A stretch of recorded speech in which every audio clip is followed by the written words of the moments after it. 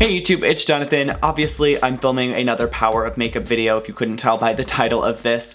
But Nikkie Tutorials actually posted a video yesterday about makeup shaming, and her video was in collaboration with MakeupPlus, which is an app that I already use regularly, and she's on their homepage right now in her little Power of Makeup thing. And you can actually use the filter that she created with the app to do half makeup, half no makeup, and I posted my selfie yesterday. And I kind of wanted to do another video on it because it kind of hits home a little bit, especially being a guy who wears makeup and the world of makeup shaming. I don't often go out wearing this much makeup, but when I do, and even when I wear my normal day-to-day makeup, makeup shaming is still alive. It still happens, whether it's an actual verbal comment or just the way someone looks at you. And it happens online, and it's just something that is so irrelevant and silly. Even if you don't like the way someone else does their makeup, or you think they wear too much makeup, or you think they shouldn't wear any makeup at all, keep your opinion to yourself. People, and that means all people, women, men, and everybody has the right to wear as much or as little makeup as they see fit. It's also great because she has created a hashtag with them, hashtag #SheUnites, and when you post your selfie using her filter and that tag,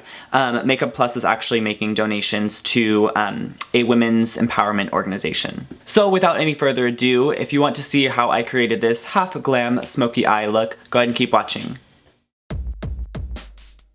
I'm starting this look off with a little bit of primer. This is Leblanc de Chanel, which is a brightening illuminating primer. I'm applying that to the high points of my face and then blending it into my skin with my fingertips. And for foundation today, I'm using Lancome Tantilo Ultra Wear in the shade 215 Neutral. And again, just applying that with my fingertips, blending it in. I'm then going to grab my beauty blender and just start to pat that in just to kind of even everything out and smooth the texture. And I'm applying a second thin layer. And then I'm going in with concealer. Today I'm using the Amazing Cosmetics Amazing Concealer, and I'm just applying that pretty heavily. I really want to brighten up under the eye and get some really good coverage. I'm also using this, of course, to highlight, pulling that up on the cheekbone, and then I'm going to apply it around the nose, top lip, center of the chin, and then above my brow to kind of give my forehead some dimension. And then, of course, I'm going back in with my dampened beauty blender, and I'm just going to be pressing all of that concealer into place.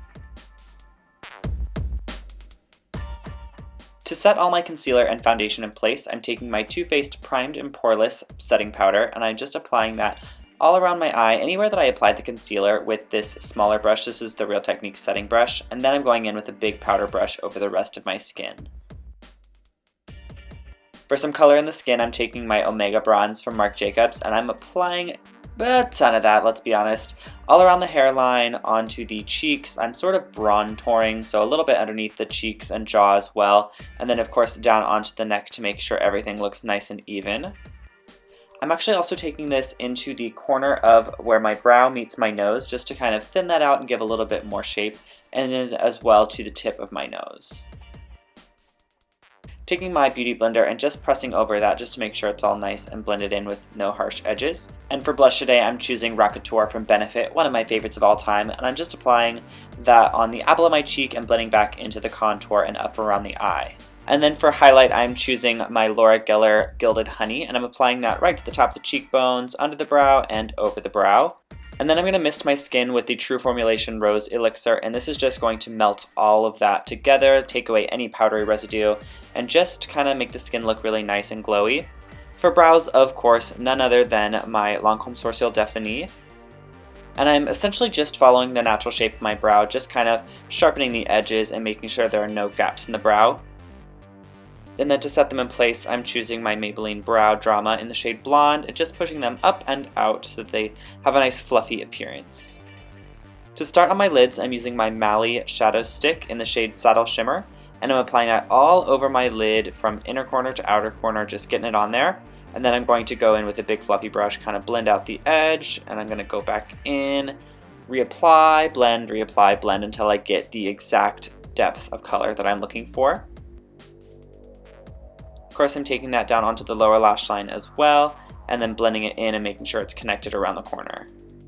The powder shadows that I'm choosing today are the Lancome Chocolate Amande 5-pan palette, and I'm applying the lightest shade under the brow, the medium shade right into the crease, and then the darker medium shade all over the lid and blending that up through the crease.